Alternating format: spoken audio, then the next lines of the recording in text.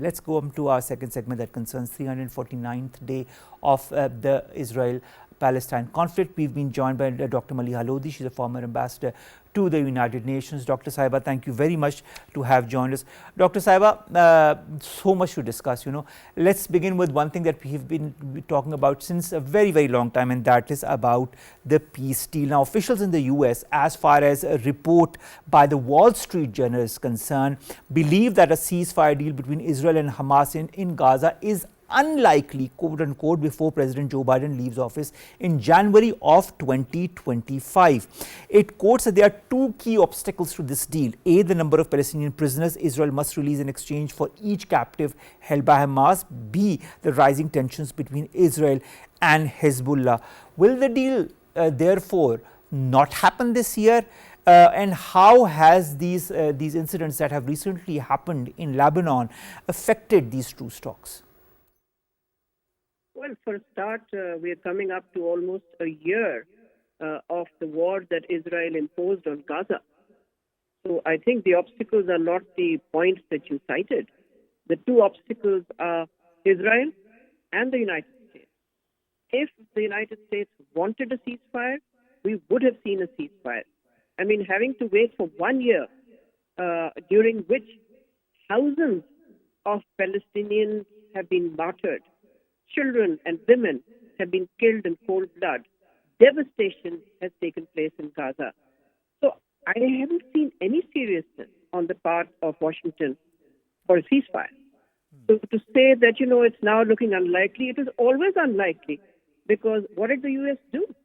The U.S. was vetoing resolutions at the UN Security Council calling for a ceasefire. The only time that there was a kind of a ceasefire called by the Security Council for a humanitarian pause, and that was during Ramadan.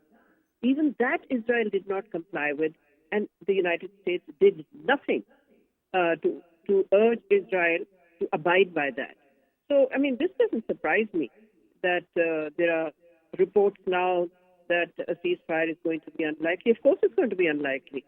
If the U.S.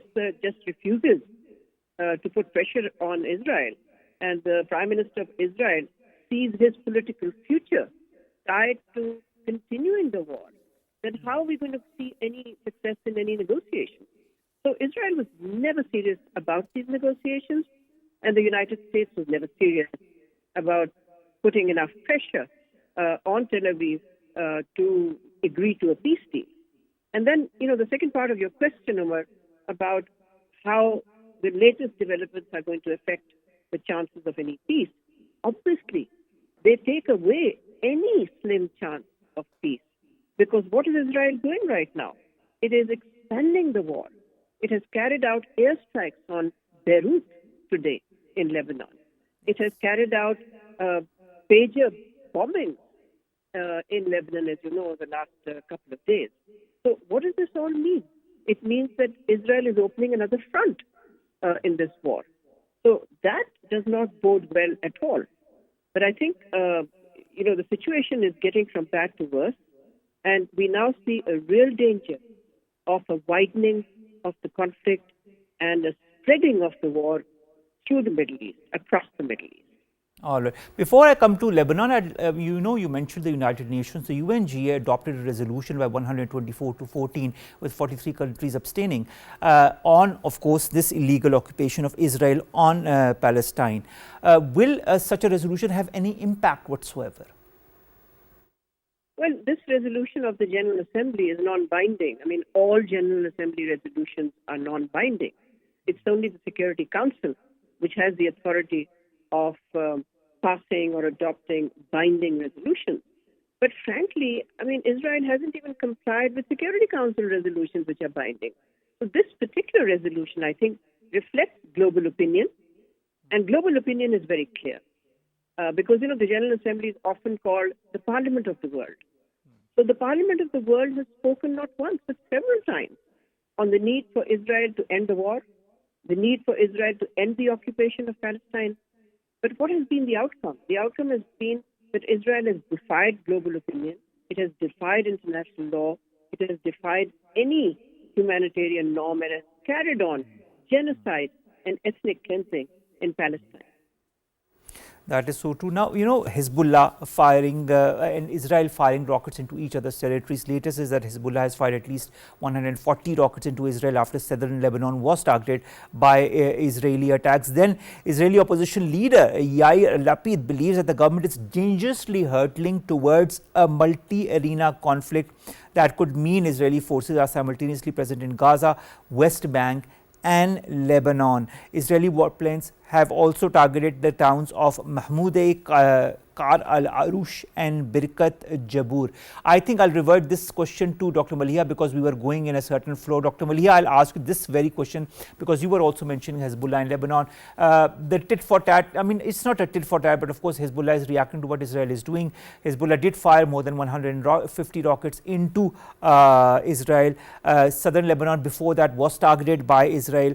As I was just mentioning, Yair Lapid, who's the Israeli opposition leader, says that the government in Israel is dangerously hurtling towards a multi-arena conflict, and Israeli warplanes are targeting different towns in Lebanon as well.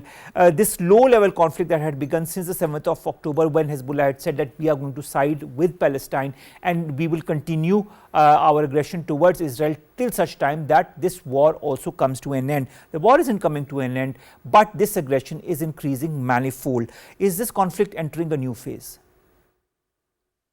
Well, that's what the Israelis are saying, and I think there is a reason and a motive for them to say that. They want this conflict to spread further because what they have always wanted is a wider conflict in the region so that they can somehow get the United States involved and join it in an attack on Iran.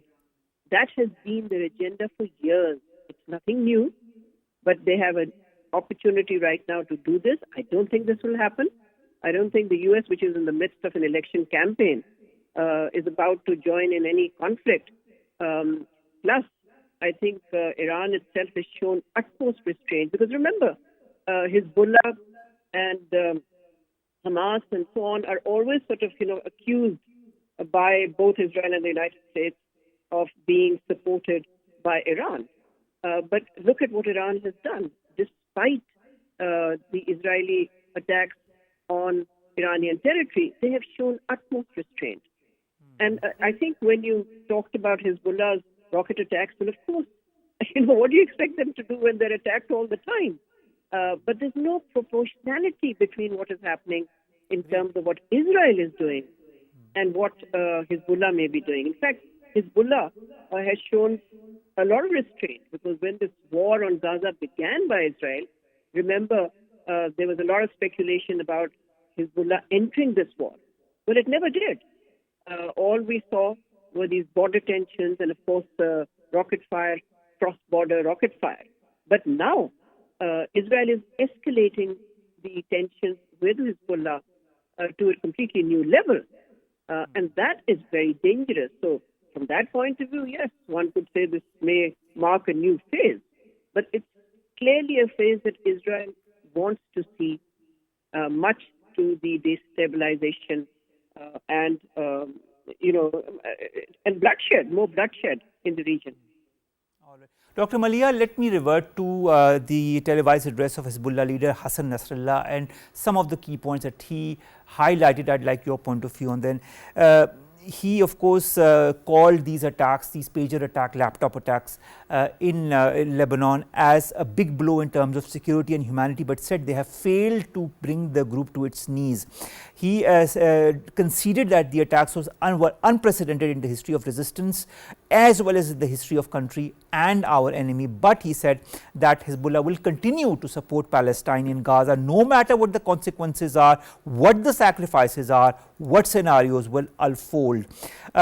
He said from October 8 till now, the Israeli forces have not pulled out of their military personnel in the north.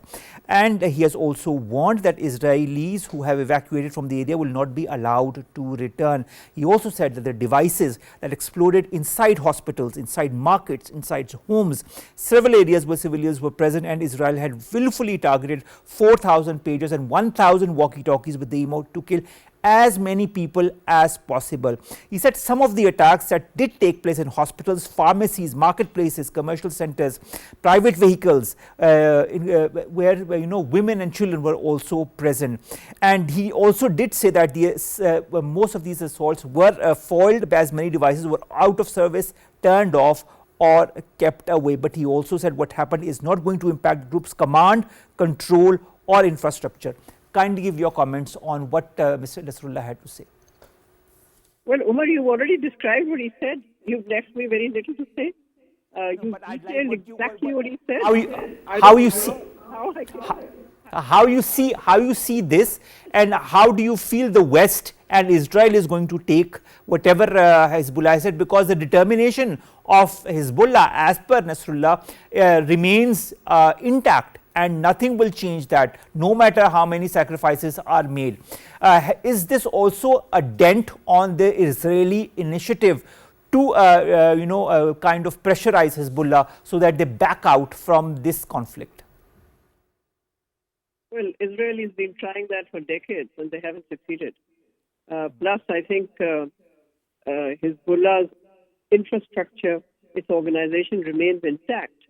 And as its leader said, of course, it was a huge setback for them, the way these pager bombings were carried out. And then the next day, another round of bombings took place. So, I mean, this has been serious stuff. The walkie-talkies blowing up, the pagers blowing up. And it has obviously affected Hezbollah's communication structure. But, Hezbollah has been under assault and attack for decades. It has learned how to adapt. And I think, its resolve to carry on supporting the people of Palestine, I don't think it's going to be deterred by the latest round of fighting. But as I said before, I think the danger now is really what kind of wider conflict can break out in the Middle East. Because as I said before also, America is in the midst of an election campaign, and if such a larger conflict breaks out, I don't know what Washington's capacity is going to be in this period. It has a lame duck administration. So what can they actually do if such a conflict was to break out? Dr. Maleeha, also the reaction from the official reaction from the Lebanese government has also been quite steadfast and in support of the Palestinians. Lebanese health minister says the morale remains high. Lebanon's Director General of Civil Aviation issues a new directive as far as the use of pagers in all public places is concerned. The head of Hezbollah's executive council said the Lebanese group was in a new confrontation with Israel and it will react with special punishment. Lebanon's foreign minister warns the blatant assault on Lebanon's sovereignty and security was a dangerous development that could signal a wider war. When you hear such comments, and it seems as if there is going to be a very strong reaction from Hezbollah, do you fear that this reaction could be strong enough for this war to escalate even further, or do you feel it will be measured like many other reactions that we've seen in the past? I don't know whether I fear it, but I certainly think one should take seriously what the Hezbollah leader has said. He talked about retribution, and I was mentioning Iran earlier. The Iranian leaders also talked about retribution and a reaction at a time and place of their choosing to the kind of attacks that Israel carried out and assassinations that it carried out on Iranian soil. So it's hard to, speculate on when that reaction will come and in what form or what shape. But I have no doubt that there will be a blowback to what Israel is trying to do. I don't think it will go unanswered. I agree also on that. Dr. Maleeha, you mentioned Iran. I'd like to mention a comment made by the new Iranian President Masoud Pezeshkian, who, while discussing Iran's war on Gaza in his first news conference, said that retaliation for the assassination of Ismail Haniyeh was still on the cards. And he also denied claims that Iran had been providing ballistic missiles to the Houthis in Yemen. He has denied them. What my question is, can Iran restore deterrence against Israel while avoiding an all-out war? Well, I think that's exactly what they're probably thinking about right now.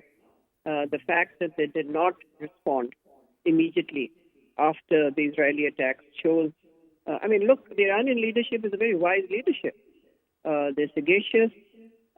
They did not get into any knee-jerk responses. So I think their aim is certainly going to be to take the kind of action that will restore deterrence. Because what has happened is that certain red lines have been crossed by Israel. They've crossed them in Iran. They've crossed them now in Lebanon. And I think there, the Iranian government is under pressure to come up with a response, as I said, at an appropriate time, so that deterrence is restored and Israel is no longer able to carry out the kind of attacks it has been indulging in the past and carrying out all these assassinations. So again, we just have to wait and see whether this can take place and when it would take place. Dr. Maleeha, experts say the explosions of wireless communication devices across Lebanon, widely believed to have carried out by Israel, because they have yet to confirm it, but also in the past, whenever these attacks have happened, they have never confirmed it. Anyways, all of these attacks likely constitute, quote unquote, a breach of the laws of war. This includes possible violation of prohibitions on indiscriminate and disproportionate attacks, as the blasts have killed dozens of people and injured thousands more. Will any international action be taken against this? Well, I'll say 2 or 3 things about this. First of all, it's a war crime. It's a terrorist attack. Because what they have done is they've targeted anybody standing close to anybody having a pager. And 2 children have died. Were those children terrorists? No. The action that Israel took was a terrorist action. I have no doubt in my mind. Now, whether Israel will be held to account, well, so far it hasn't been held to account for killing more than 41,000 innocent Palestinians. So I don't see how Israel is going to be held to account. It should be held to account, no question about it. But I'm not sure that with the United States continuing to back Israel and prevent any action taken against it. I mean, look, Israel has defied the International Court of Justice. It has defied the International Criminal Court, which has called for arrests of Israeli leaders. It has defied UN Security Council resolution. So, I mean, look at the record of defiance of international law. What Israel did with these attacks through the pagers and through the walkie-talkies is really show the world that it has absolutely no concern for human life, and that taking innocent lives, it has no problem doing that because it's been doing that for decades. So it's very unfortunate that, I haven't seen many Western countries even condemn this. Just 1 or 2 countries that I've come across in the West that have condemned this.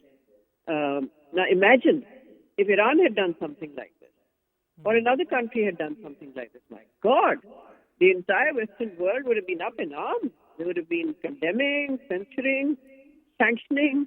But because Israel has done it, they don't say a word. This conspiracy of silence from the Western world, I think, is a disgrace. It's a disgrace to humanity. Dr. Sahiba, we all remember these pager attacks, and of course, this is very recent. But the Taiwan-based firm Gold Apollo, that was said to be behind these pagers because it was their models that were used.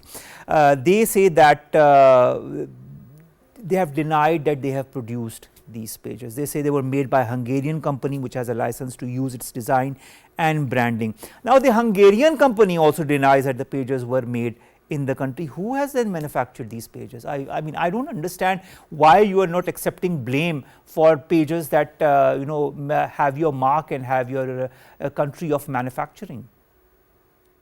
Well, they're not accepting it because they know that there are consequences if they were to accept that. Because clearly, from the evidence that we have come across so far, it seems that these explosives were put into these pagers before they were shipped to Lebanon. Yes. There's no other way that they could explode. This is a combination of a cyber attack, but predicated or depending on explosives that are already planted inside these pagers and these walkie-talkies. So I'm not surprised that these companies are not taking responsibility. Why would they take responsibility? Tomorrow there could be very serious legal actions against them. They could also be held complicit in war crimes, because who knows whether these companies did it in return for money or they did it out of incompetence. But whatever the case, clearly this is something that happened before these wages were shipped to Lebanon. Dr. Sahiba, let's revert back and let's generalize this whole Israel-Palestine conflict as well. Israel captured the West Bank, Gaza and East Jerusalem in the 1967 war and subsequently annexed the whole holy city in the year 1980. International law prohibits the acquisition of land by force. Israel has also been building settlements now home to hundreds of thousands of Israelis, continues to do that in Gaza as we speak, and in the West Bank, also in violation of the 4th Geneva Convention that bans the occupying power from transferring parts of its own citizen population into the territory that occupies. Most of the international community considers this occupation illegal. Several US allies, France, Finland, Mexico, have voted in favor of Wednesday's resolution. The UK, Ukraine and Canada have abstained. I mean, just to highlight this for our public. Will there ever be a solution to this decades-old conflict? I understand that Israel is flouting all kinds of laws and doesn't regard any human rights law, any law whatsoever is not binding by any ruling by the ICC or the ICJ or the United Nations. But there needs to be a solution. What and when and how will the solution come into effect? Well, to start with, we have scores, not one, but many UN Security Council resolutions which lay out what the solution is. And the solution is very clear. Israel has to end its occupation. There has to be a two-state solution with Palestine an independent, sovereign and contiguous state with Al-Aqsa as its capital. I mean, all of this is there. But why aren't these resolutions implemented? They're not implemented because of one country, the United States of America, because the U.S. provides Israel the protection, and other Western countries are also complicit in this. Israel is an outpost of Western colonialism in the heart of the Middle East. It is a dagger in the heart of the Middle East, a dagger that's been put there by certain Western countries, which continues to be a source of bloodshed, instability, and bringing so much grief to so many people in the region. So when you say, will we ever see it? Yes, we can see it. But for that, Washington has to change its stance and accept that the Palestinians are also human beings. Because what we've seen in the last several months, almost a year, is the dehumanization of Palestinians by both the American media as well as the U.S. administration. I mean, when spokesmen of the U.S. government have been asked questions about the killings of Palestinians, they've always sort of feigned surprise that, oh, really? We don't exactly know the numbers, they say. Really? You don't know the numbers? I mean, that kind of a stance, I think, again, is morally repugnant. It's legally dubious.